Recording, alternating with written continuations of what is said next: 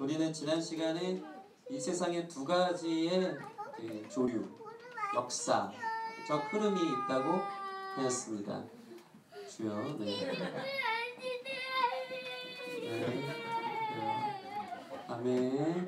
벌써 말씀 듣고 은혜 받아서 이렇게 회개하며 자복하는 영혼이 두 가지 역사 있다는데 그것과 동시에 승리가 은혜가 넘치는 줄 믿습니다.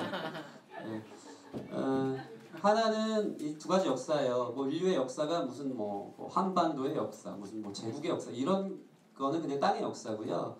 두 가지 역사예요. 첫째는 죄와 사망의 역사, 아니면 하나님 편에 없고 그냥 땅에 속했느냐. 이 두 가지 역사에서 자유로울 영혼이 하나도 없다는 것입니다.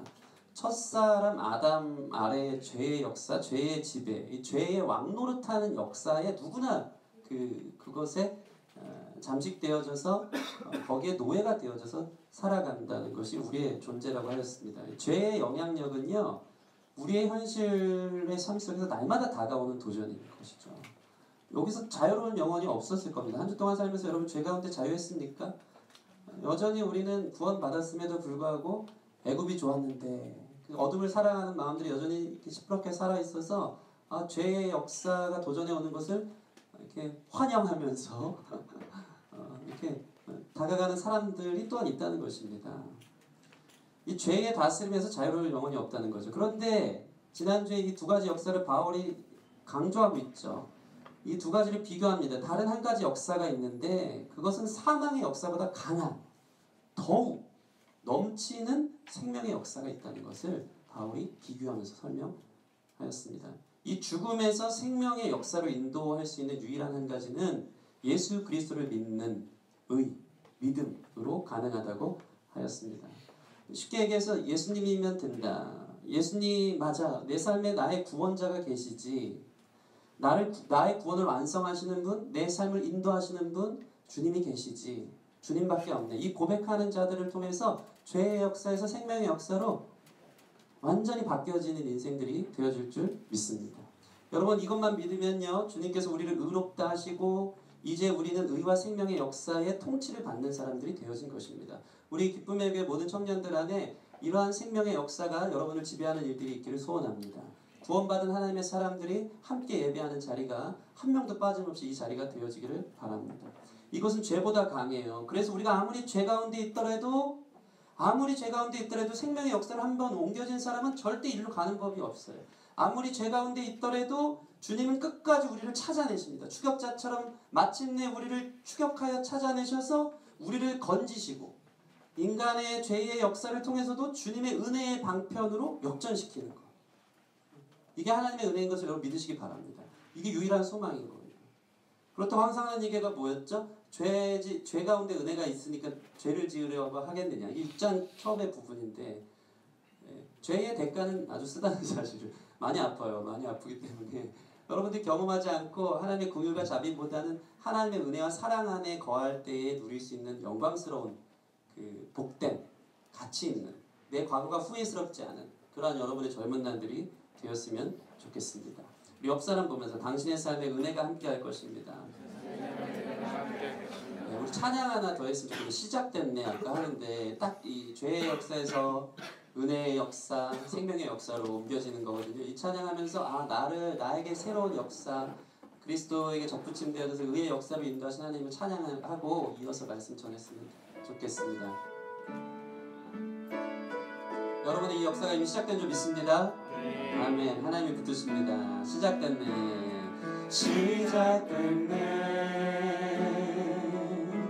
우리 주님의 능력이 날 삶을 다스리고 새롭게 하네.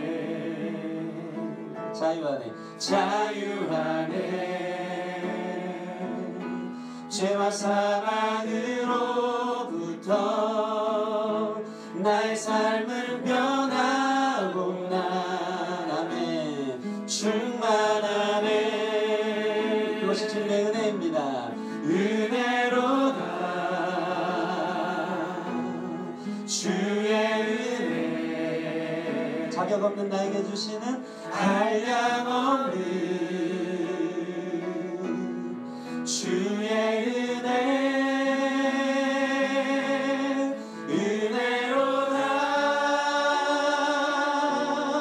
주의 은혜 변함없는 신실하신 주의 은혜. 아멘. 그게 은혜예요. 그게 은혜. 자격 없는 나에게 변함없이 늘 부족한 만큼 늘 변하는 나에게 신실하게 다가오시는 끝까지 추격하시는 주님의 은혜가 그냥 부어진 것. 그걸 믿으면 하나님의 은혜의 역사가 생명의 역사가 시작되는 줄 믿습니다. 그런 의미로 다시 한번 역사를 보면서 은혜가 함께할 것입니다. 네. 자, 그렇다면 오늘 말씀을 통해서는 이 은혜 아래 있는 삶을 물론 하나님이 붙드시지만 인격적이잖아요. 내가 어떻게 반응하면서 그 삶을 유지해 나갈 것인가. 쉽게 얘기해서 우리 삶에 여전히 육체를 힘입어서 완전한 구원으로 나아가지 못하는 영화의 세계로 가지 못하는 이 성화되어지는 과정 속에서 계속해서 나에게 도전해오는 죄와의 유혹을 어떻게 싸워서 이길 것인지, 어떻게 내가 여전히 나에게 도전해오는 죄의 법 아래에 있는 영향력이 아닌 은혜의 법 아래에서 살아갈 것인지에 대해서 오늘 말씀을 통해 세 가지로 함께 나눠보려고 합니다. 먼저 바울은 오늘 본문에서 우리가 은혜 아래에 있다는 정체성을 강력하게 선언하면서 이것이 상당히 중요한 것처럼 이야기하고 있습니다. 내가 누구인가를 여러분 깨달을 때 우리는 은혜 아래에 있는 사람이 되어지는 것입니다. 다시 말해서 내가 은혜 아래에 있는 하나님의 자녀, 너는 보배롭고 존귀한 주의 자녀, 내가 그런 자녀라는 나의 정체성, 나의 자존감, 나의 품위, 이게 회복되어질 때 우리는 그때부터 은혜 아래 거하는 승리하는 사람이 되어진다는 것입니다. 우리 쉽게 얘기해서 자신의 신분의 위치를 회복하시는 저와 여러분 됐으면 좋겠습니다. 신분의 위치를 회복하세요. 내가 누군지를 늘 선포하는 것. 그게 죄로부터 자유케 되어지는 길인 줄 믿습니다. 우리 15절 말씀 같이 읽어볼까요? 15절 시작. 그런즉 어찌하리요? 우리가 법 아래 있지 아니하고 은혜 아래 있으니 죄를 지으리요? 그럴 수 없느니라. 그런즉 어찌 우리가 은혜 아래 있으니 죄를 지으리요? 그럴 수 없느니라. 이 바울의 이 감정 섞인 이 마음 다한 이 고백, 자기 신분을 회복하는, 그럴 수 없느니라. 난 하나님의 것인데 어떻게 내가 죄 가운데 뒹굴 수 있겠냐? 그럴 수 없느니라. 이거 선포하고 있는 거예요. 6장 1절 2절도 그렇게 나와 있습니다. 6장 1절 2절 같이 한번 읽어볼게요. 앞에 있습니다. 6장 1절에서 2절 말씀 없습니까? 아까 네? 2절 3절입니까? 네, 성경 있으면 여러분들 같이 읽기. 3절만 있군요. 1절 2절 안 드렸네요. 1절 2절 같이 읽겠습니다. 시작. 그런즉 우리가 무슨 말을 하리요? 은혜를 더하게 하려고 죄에 더하겠느냐? 그럴 수 없느니라. 죄에 대하여 죽은 우리가 어찌 그 가운데 더 살리요? 따라해보겠습니다. 그럴 수 없느니라. 그럴 수 없느니라. 자기의 신분의 위치가 회복되어지는 여러분 됐으면 좋겠습니다. 바울이 지금 자기 선언하는 거예요. 내가 하나님의 은혜를 입은 사람인데, 하나님의 생명의 역사 안에 거하는 사람을 살려내는 사람인데 내가 어찌 죄를 지으리요? 그럴 수 없느니라. 내게 주신 은혜가 이렇게 큰데 내가 죄인에서 구원받아 하나님의 자녀가 되었는데 내가 어찌 죄와 함께 뒹굴 수 있는가? 그럴 수 없느니라. 여러분, 이러한 신분의 위치가 회복되는 자기 선포가 오늘 시작되었으면 좋겠습니다. 나는 하나님의 자녀다. 나는 구원받은 성도다. 그러니까 그럴 수 없지. 세상이랑 똑같이 살 수 없지. 나의 품위, 디그니티가 있어야 되는 것입니다. 여러분, 제가 늘 하는 얘기지만 제가 만약에 목사가 안 됐으면 뭐가 됐을까요? 노래도 좀 하죠. 춤도 좀 추죠. 그건 아닌가요? 네, 아마 음주 가무 좋아하는 정신 못 차리고 세상에서 뒹굴고 있었을 것입니다. 나 이렇게 먹어도 정신 못 차리고 세상에서 노느라고 정신없이 다녔을 거예요. 그런데 목사 시켜놔서 이 자리가 은혜인 게, 제 안에 막 죄가 막 올라오고 경건하지 못한 관심들이 올라올 때 목사가 이러면 안 되지. 이게 품위예요. 이게 내 신분의 위치가 회복되는 거예요. 목사가 이러면 안 되지. 매일 설교할 사람인데 내가 그러면 되겠나. 내 안에 혈기와 분노가 올라올 때 나 목사지. 이게 그리스도인의 정체성인 거예요. 이게 우리의 죄를 이겨낼 수 있는, 우리가 선포해야 되는 자기 선언적 메시지가 되어야 한다는 것입니다. 성도님들에게 은혜 끼칠 사람이 그럴 수 있나? 내 은혜의 통로가 되어야 돼. 이게 저한테 얼마나 큰 은혜인지 몰라요. 막 방황하고 빠져나가고 싶고 그런 어떤 죄가 올라올 때마다 아, 나 맞아. 내일 설교해야 되는데. 내일 찬양인도 해야 되는데. 지금 콘티 올립니다. 예. 이게 저로 하여금 죄 가운데 가지 못하게 하는 나로 하여금 은혜의 방편이 되어진다는 것입니다. 이게 제동이 탁탁 걸리는 거예요. 그럴 수 없지. 내가 그럴 수 없지. 나 어떤 존재인데. 저는요, 제 책상 옆에요, 제가 목사 때 받았던 안수패랑 그날 저희 어머니께서 써주신 편지가 늘 있어요. 그거 한 번씩 볼 때마다 제 마음을 다 잡는 거예요.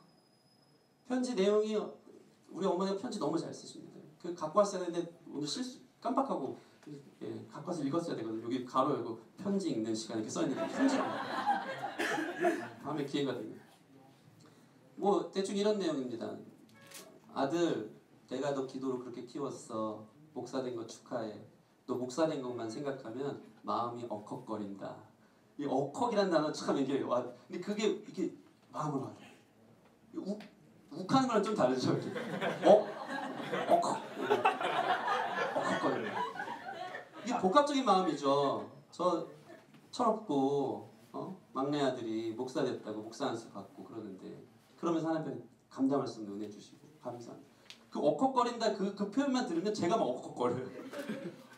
이게 막 목사인데 내가 목사구나. 그러면서 승리 그렇게 키우라고. 그러면서 목사로서 제 아들에게 목사는 이런 거야. 존경받는 삶이야. 잘 살아야 돼. 이거 보여주고 싶은 그 거룩한 부담감. 이게 저로 하여금 내 자신을 지켜내는 나의 신분적 위치를 보여주는 것이죠. 여러분도 똑같습니다. 성도로서 여러분은 어떤 품위를 갖고 계십니까? 여러분 술자리 앞에서 또는 컴퓨터 앞에서 마우스를 들고 있을 때 아니면 여자친구를 만날 때 아, 나 예수 믿는 사람이지. 그럴 수 없지. 그럴 수 없는 일이야. 나는 달라야지. 크리스찬은 뭔가 달라야지. 하나님 믿는 사람은 뭔가 달라야지. 이 정체성, 이 자존감이 회복되는 게 너무 중요해요. 내가 하나님 부름받은 사람인데. 여러분 만약에 삼손이요. 삼손 아시죠? 위대한 사사 아닙니까? 자기의 신분이 나시린이었다는 자기 정체성이 날마다 있었다면 나는 정말 특별한 하나님의 부름받은 사람이다라는 정체성이 있었다면 그 사실을 망각하지 않았다면 적어도 그 양심에 그 마음이 끝까지 남아있었다면 최후의 순간에 들릴라의 여인에 빠져가지고 막 눈알이 뽑히고 그 비참한 최후를 맞이하지 않았을 것입니다. 우리 삶이 죄에 극단적으로 가지 않는 유일한 브레이크가 있다면 그것은 여러분의 신분입니다. 죄와 뒹굴어도 제가 항상 하는 얘기지만 여러분은 이미 이 10,000원짜리 지폐 같은 거예요. 이게 하수구에 떨어져서 지저분해지든 다 구겨졌든 여러분은 10,000원짜리 가치인 거예요. 10,000원짜리 가치를 갖고 내가 그럴 수 없는, 난 이런 존재구나. 이런 존재구나. 이 선포가 여러분 안에 있기를 바랍니다. 여러분 신자로서 제일 부끄러운 수치가 무엇입니까? 믿는 사람으로서 제일 부끄러운 수치. 목사가 왜 저래? 세상이 손가락질하고 있지 않습니까? 너도 교회 다녔어? 혹시 이 가운데 비밀리에 숨기고 다니신 분 있진 않은지. 야, 너도 교회 다녔냐? 교회 다니는 사람이 왜 저래? 요즘 교회 다니는 사람 다 똑같아. 여러분 이런 얘기 들으면요. 이게 너무나도 많이 들리는 얘기지만 이게 너무 우리 또한 당연하게 들을 때가 많아요. 교회 다니는 사람 다 똑같구나. 이게 당연한 거 아닌 줄 믿습니다. 그런 욕이나 그런 세상이 우리를 판단하는 얘기들이 들을 때 우리는 그 수치심에 분노해야 되는 거예요. 화가 나야 되는 거예요. 난 그런 존재가 아닌데. 모멸감을 느껴 하는 것입니다. 우리 기쁨의 교회가 우리 청년들이 좀 그리스도인의 정체성이 회복되어지는 저와 여러분 됐으면 좋겠습니다. 교회가 다 그런 게 아니고 기쁨의 교회 청년들 다르구나 하는 세상의 소리를 듣기를 바랍니다. 두 번째는 무엇입니까? 그리스도 예수님과 동행할 때 우리는 죄와 싸워 이기는 사람이 됩니다. 은혜 아래 사는 사람이 되는 것입니다. 여러분 안에 이러한 아까 먼저 얘기한 정체성이 회복되는 일이 사실 여러분의 혼자의 다짐만으로 끝나는 것은 쉽지 않습니다. 그냥 난 그래 맞아. 나는 하나님의 자녀야. 나는 그리스도인이야. 이 자기 선포만으로는 쉽지 않아요. 물론 도움이 되지만 여기에 추가해서 우리의 신분이 그렇게 유지될 수 있는 근거가 무엇인지 우리가 생각해야 돼요. 그것은 이제 로마서 6장 3절에 나와 있습니다. 3절, 5절, 6절, 8절 읽으면 좋겠는데 3절 같이 시작. 무릇 그리스도 예수와 합하여 세례를 받는 우리는 그의 죽으심과 합하여 세례를 받은 줄을 알지 못하느냐. 5절 시작. 만일 우리가 그의 죽으심과 같은 모양으로 연합한 자가 되었으면 또한 그의 부활과 같은 모양으로 연합한 자도 되리라. 8절 시작. 만일 우리가 그리스도와 함께 죽었으면 또한 그와 함께 살 줄을 믿노니. 아멘. 지금 바울이 뭐라고 얘기하겠습니까? 우리가 예수님을 우리의 죄를 위해서 혼자 십자가에 달려 죽은 게 아니고 거기에 내가 같이 죽고 예수님과 연합해서 같이 죽고 부활할 때 나도 같이 살아난 존재다. 하나님과 예수님과 함께하는 존재라는 것을 여러 군데에 걸쳐서 우리에게 표현하고 있습니다. 함께 죽었으니 또 그와 함께 살 줄을 내가 믿노라. 여러분 3절 우리가 읽었던 거 세례가 무엇입니까? 세례. 예전에 다 침례 아닙니까? 침례는 뭐였냐면 이 강에다가 실제적으로 온 몸이 이렇게 수장돼서 쑥 들어갔다 나오는 거예요. 세례의 의미는 내가 이 물속에서 죽는 것처럼 완전히 죽었다가 다시 살아난다 라는 의미예요. 여러분은 죄에 대해서 죄와 함께 했던 죄의 역사에 살았던 그 모습이 완전히 죽고 이제 생명과 함께 사는 거예요. 예수님과 함께 연합하는 존재가 되어졌다는 인식을 가져야 되는 것입니다. 그렇기 때문에 우리의 신분 위치의 이 회복은 그저 내가 성도인데 내가 크리스찬인데가 아니라 나와 함께 예수님이 연합하였는데 이게 유일한 또 승리의 비결인 줄 믿습니다. 내가 죄에 대해 죽었고 나와 동행하시는 성령님이 계시구나. 이 의식을 여러분 갖기를 바랍니다. 이것이 우리의 부르심의 위치를 제대로 잡는 거예요. 날마다 하나님이 나와 함께 하시는구나. 그 거룩한 마음이 저와 여러분 가운데 있기를 바랍니다. 저는 우리 교회 전도왕 우리 최하자매를 좋아합니다. 오늘도 한 형제를 이렇게 전도했는데 어진 형제 맞나요? 네, 어진 형제. 유초동부에 어진은 있어요. 약간 비슷합니다. 최하자매가 뜰리던데 리더 모임 때 나눔을 하면 어쩜 그렇게 하나님 얘기밖에 안 해요. 하나님과 함께 하는 얘기, 하나님과 동행하는 얘기, 그리스도와 죽고 그리스도와 연합한 얘기. 우리 최하자매는 실제로 그리스도와 함께 죽고 그리스도와 함께 살아난 게 굴곡 있는 인생이거든요. 예전에 이제 자기가 안티크리스천이었다고 대놓고 이제 얘기하고 있었는데 예수님 만나고 막 예화를 들 때마다 우리 리더들에게 큰 도움을 좀 되게 민망하죠. 잠깐 나갔다 올래요? 3분이면 되는데 화장실 잠깐 갔다 오시면 돼요. 보통 직장 가면요 자기 후임 있잖아요. 직장 후임 들어오면은 사수 부사수 하는데 보통 옥상 데리고 가면 세상 사람들이 주는 위로가 어느 정도입니까? 옥상 잠깐 올라와 하면 담배 한 대 탁 주면서 회사 생활 힘들지 뭐 이런 수준인데 우리 최하자면 옥상 데리고 가면 뭐 하는지 아십니까? 전도합니다. 예수 믿으라고. 충격적일 것 같아요.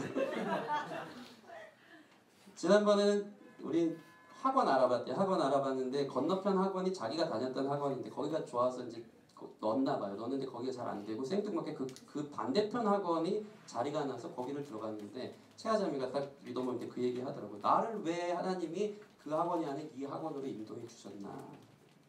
늘 하나님과 동행. 왜 하나님이 나를 이곳으로 인도하셨지? 지금 하나님이 나에게 원하는 건 무엇이지?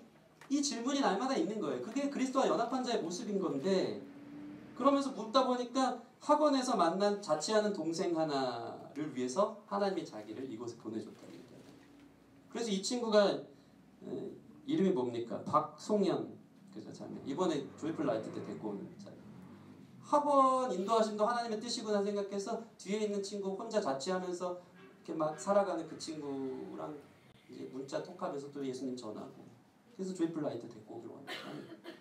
이게 그리스도와 연합한 삶의 하나님과 동행하는 삶의 모습이라는 것입니다. 우리가 주님과 동행할 때 그럴 수 없는 거예요. 죄 가운데 있을 수 없는 거예요. 하나님의 은혜 가운데 거하는 사람이 되는 것입니다. 여러분 우리가 그리스도와 함께 죽고 그리스도와 함께 사는 것이 무엇입니까? 이제는 주님과 연합했기 때문에 우리의 삶의 방식이 그러한 시스템 안에 있다는 거예요.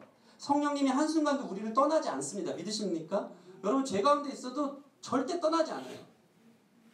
그 떠나지 않는 하나님을 죄 가운데 있을 때 나를 건져내는 그 수준으로 이용하는 것이 아니고 어떤 시스템, 은혜의 방편이 날마다 우리 가운데 있는 거예요. 은혜의 방편. 성령님이 나와 함께 늘 계신 거예요. 그리스도와 함께 승리하게 하시는 거예요. 주님의 은혜가 나를 날마다 따라오기 때문에 그 은혜로 내가 승리하면서 살아가는 것입니다. 예를 들어서 여러분 박근혜 대통령 아시죠? 왜 이 지경까지 왔습니까? 사실 청와대 안에요. 얼마나 많은 인재들과 이 고문들이 있었는지 몰라요. 그 시스템이 청와대의 시스템입니다. 대통령 옆을 보좌하면서 함께하는 시스템을 만들어서 나라를 다스리도록 되어 있기 때문에 수많은 참모들이 그 주변에 있는 거예요. 능력자들이. 근데 박근혜 대통령은요, 이 시스템을 활용하지 않았던 거예요. 그리고 누굴 활용합니까? 단 한 사람 최순실의 시스템을 활용해서 둘이 나라를 그 영향력만 받아가면서 나라를 자기 편의대로 다 자르고 불필요하다고 생각하면 다 자르고 자기 세계를 만들어서 결국 그 모양이 된 것입니다. 똑같아요. 똑같아요. 여러분 안에는 성령님이 함께 하신 시스템이 있어요. 근데 이 주님과 예수님과 동행하면서 살아야 되는데 다른 방편을 찾고 거기서 살아가는 거예요. 그러니까 우리가 은혜 아래 사는 사람이 되어지지 않는 것입니다. 늘 성령님은 뒷전이고 엉뚱한 것을 의지하고 그들과 손을 잡고 일한다면 그런 자들에게 어떤 주님과 함께하는 삶의 열매가 있겠습니까? 여러분 삶에 세상 의지했던 모든 시스템을 내려놓고 기도하는 방편, 말씀 읽는 방편, 유튜브 보고, 저는 유튜브 제일 많이 보는 게 뭔지 아세요? 물론 찬양 인도자지만 요즘 찬양팀이 너무 많아요. 막 연구하는 게 제 취미인데 별의별 찬양팀이 다 나오는데 그거 보면서 은혜 받고 감각 익히고, 우리 주혜 찬양 선생님이 맨날 새 노래 갖고 오잖아요. 예전에 제가 그런 역할 진짜 잘했는데 못 쫓아가겠어, 못 쫓아가서. 그래서 저를 연구하면서 그래서 찬양 들으면서 은혜 받고 말씀 듣고 은혜의 방편으로 활용하는 건데 이 시스템이 우리에게 이미 열려져 있습니다. 믿으십니까? 여러분이 눈만 돌리면, 하나님을 원하기만 하면, 간절히 찾기만 하면 주님의 은혜가 여러분과 함께 한다는 것을 누리고 동행하면서 그 기쁜 삶을 살 수 있는 거예요. 그걸 찾지 않는 거예요. 여러분 이미 열려져 있습니다. 손을 뻗으면 닿을 수 있는 곳에 있습니다. 그 시스템을 잘 활용하시는 것이 은혜 아래 거하는 사람의 모습인 줄 믿습니다. 은혜의 방편을 활용할 때 여러분의 영혼은 침체되지 않고 은혜 아래 거하는 삶이 될 줄 믿습니다. 갈라디아서 2장 20절 말씀, 이 연합의 정체성에 대해서 아주 유명한 말씀이죠. 시작. 내가 그리스도와 함께 십자가에 못 박혔나니 그런즉 이제는 내가 사는 것이 아니요 오직 내 안에 그리스도께서 사시는 것이라. 이제 내가 육체 가운데 사는 것은 나를 사랑하사 나를 위하여 자기 자신을 버리신 하나님 아들을 믿는 믿음 안에서 사는 것이라. 아멘. 따라해 보겠습니다. 내가 그리스도 안에 사는 것이라. 믿으십니까? 아멘. 여러분 오늘 본문 16절 한번 같이 한번 읽어보겠습니다. 16절 시작.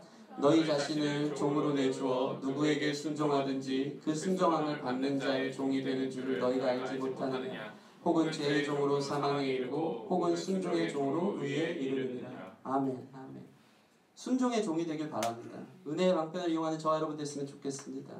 여러분 마지막으로 이 은혜 아래 있기 위해서, 죄와 싸워 이기기 위해서 꼭 기억해야 될 게 있어요. 바울은 오늘 본문에서 그걸 아주 구체적으로 설명하는데 따라해 보겠습니다. 결과의 심각성을 직시해야 합니다.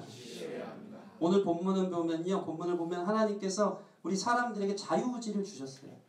이 말은 곧 뭐냐면 자유의지라는 건 내가 선택할 수 있다는 거거든요. 하나님은요, 우리가 죄의 자리에 빠지는 권한도 주셨어요. 선택할 수 있다는 거예요. 그게 사랑이에요, 사실은. 우리를 로봇으로 만들어서 하나님만 믿게 시스템 바꿔놨다면 우리는 죄에 빠지지 않을 거예요. 그러나 인격적으로 우리를 사랑하기를 원하셨기 때문에 다 주신 거예요. 다 허용하셨어요. 여러분에게 있는 물질로, 젊음으로, 그 주어진 시간으로 죄의 자리에 갈 수도 있고 은혜의 자리에도 갈 수 있는 그 선택이 주어진 것입니다. 근데 중요한 게 있어요. 정말 무서운 건데 모든 선택에는 반드시 책임이 따라온다는 거죠. 여러분 이 사실 기억하시기 바랍니다. 대가가 오는 거예요. 바울은 이것을 여러 차례 말하는 것입니다. 16절 저희가 방금 읽은 것처럼 죄의 종은 어디에 이르고? 사망에 이르고. 내가 죄를 선택하면 결국 사망으로 가는 거예요. 순종하면 어떻게 된다고? 의에 이르는 거예요. 이 결과의 심각성을 여러분 직시하시기 바랍니다. 우리 20절에서 21절 같이 읽어보겠습니다. 시작. 너희가 죄의 종이 되었을 때에는 의에 대하여 자유로우리라. 너희가 그때 무슨 열매를 얻었느냐? 이제는 너희가 그 일을 부끄러워하느니 이는 그 마지막이 사망이니라. 너희가 죄의 종이 되었을 때는 의에 대해서 자유로웠다. 마음대로 죄의 종으로 살 수 있었다. 그런데 그때 너희가 무슨 열매를 맺었느냐? 후회밖에 안 남지 않느냐? 이거는 죄가 우리에게 가르쳐주는 결론이에요.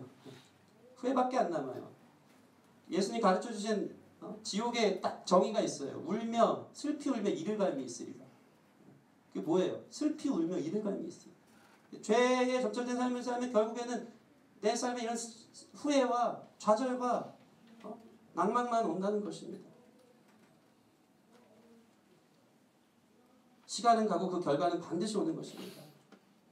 우리 삶이 여러분 아무리 은혜 가운데 있어도, 그래서 죄보다 강한 은혜라고 해도 여러분의 종말이 결국 하나님의 품인 것은 확실한데, 여러분의 인생 속에서 여러분이 짓고 있는 죄의 결과는 반드시 대가로 온다는 거예요. 되게 무서운 얘기예요.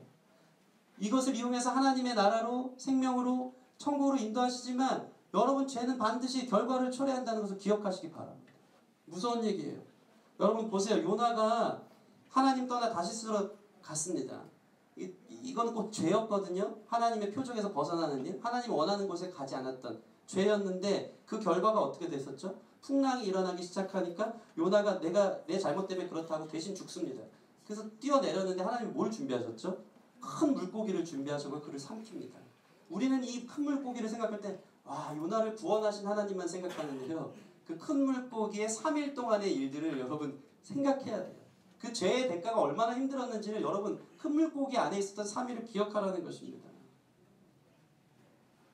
3일 동안 물고기 뱃속 어땠을까요? 온통 캄캄했을 거예요.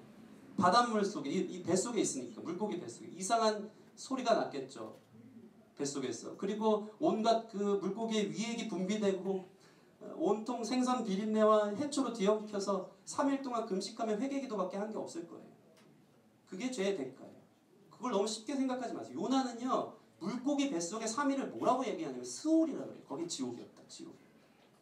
하나님 떠난 삶의 죄의 대가가 그렇다는 것입니다. 삼손도 마찬가지예요.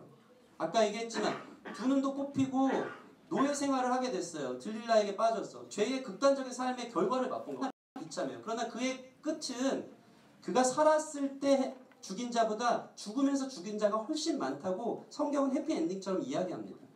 맞아요. 삼손 구원받은 사람이고 위대한 사사였어요. 그러나 그가 죄를 선택했을 때 그 결과는 너무나도 참혹했다는 거예요. 여러분 죄를 선택해서 그 결과 눈 뽑히고 싶으세요? 죄 선택해서 물고기 뱃속에 3일 밤 살아보시길 원하십니까? 제가 어저께 죽을 뻔했어요. 그런 적 처음이에요. 갑자기 급제를 하는데 교회 오는 길이었어요. 다행히 이제 쓰러봄을 참여하진 않았습니다. 그게 또 고통일 수 있는데, 네. 아무튼 한 3번을 지하철역에서 내리는 거예요. 이게 토가 나오고 막 머리가 너무 어지럽고 온몸이 식은땀이 나서 서 있을 수가 없어서요.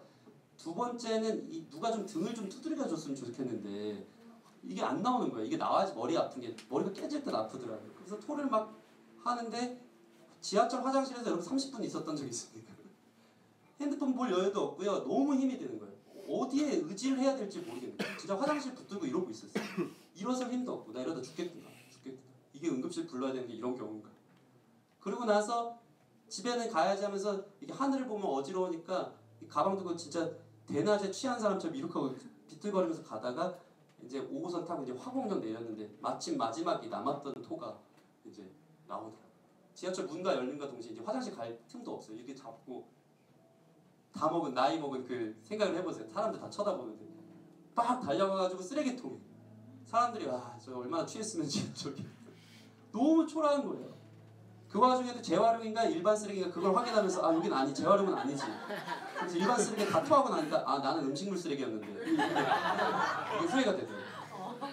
다 토하고 병원 가서 이제 죽겠구나.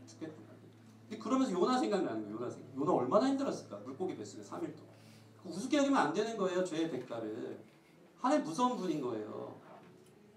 은혜의 방편으로 반드시 우리 구원하시지만 죄의 대가, 심판, 수월, 지옥 같은 게 있다는 거예요. 죄 너무 좋아하지 마세요. 여러분 우리 삶에 다가오는 이 대가와 책임을 기억하시기 바랍니다. 전도서 11장 9절 뭐라고 나와 있습니까? 같이 읽어볼게요. 전도서 11장 9절 시작.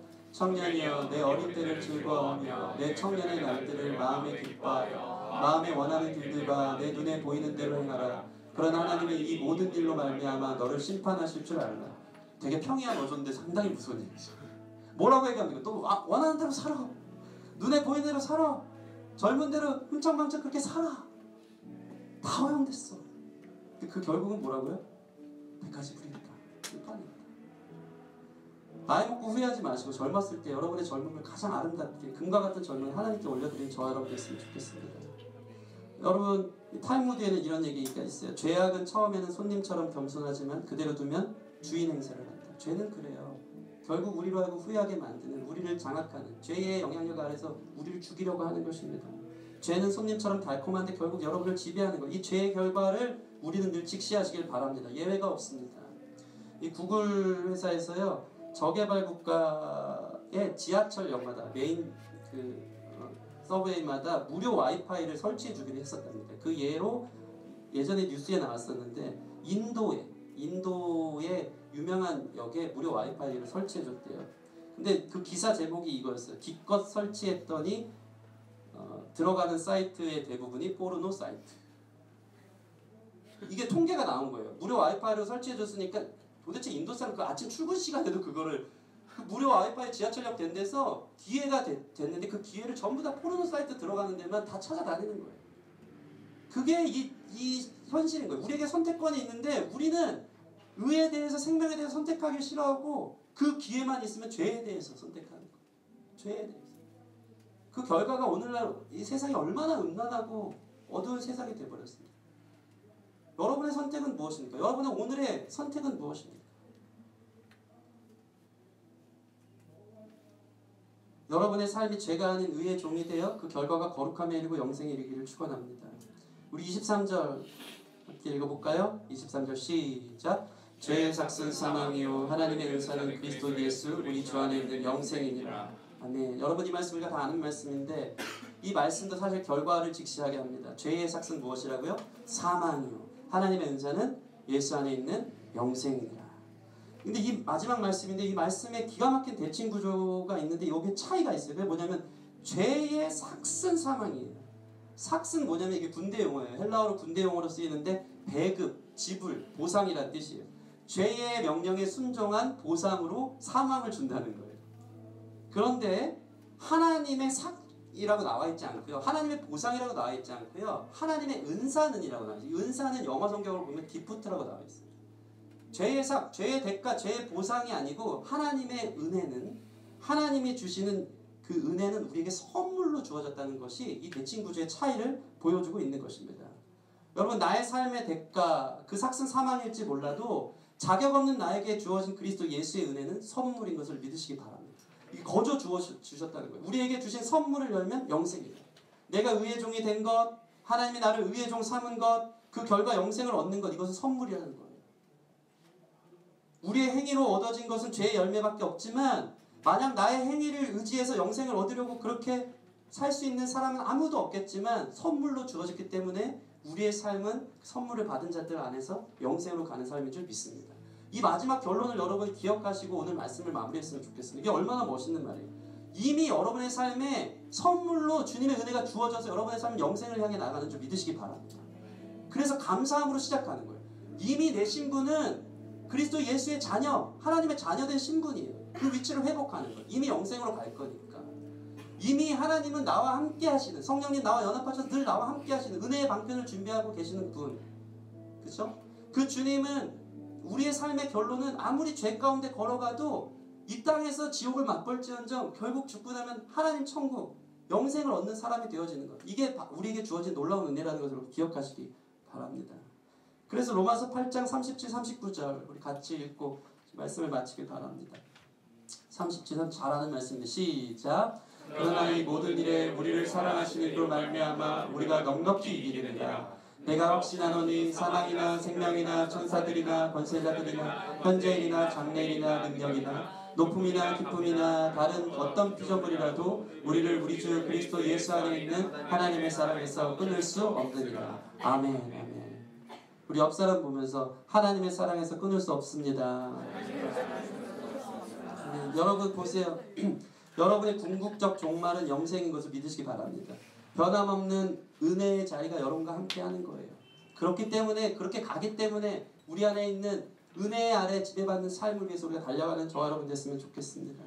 그 사랑에서 끊을 수 있는 건 아무것도 없습니다. 여러분이 아무리 넘어지더라도 초라한 현실에 있더라도 다시는 죄와 싸울 힘이 없는 것 같이 여겨질지라도 주님의 은혜가 여러분과 함께하는 것을 믿으시기 바랍니다. 여러분이 지금까지 살면서 여러분의 삶이 너무 죄의 지배가 커서 여러분 삶에 어떤 전의가 상실했는지 모르겠어요. 그러나 이 말씀을 통해서 다시 한번 죄와 싸우고자 하는 이 출정식이 오늘 이 설교를 통해서 선포되기를 소원합니다. 그럴 수 없느냐. 나 하나님 자녀. 거부할수는 하나님이 않는데 그럴 수 없는.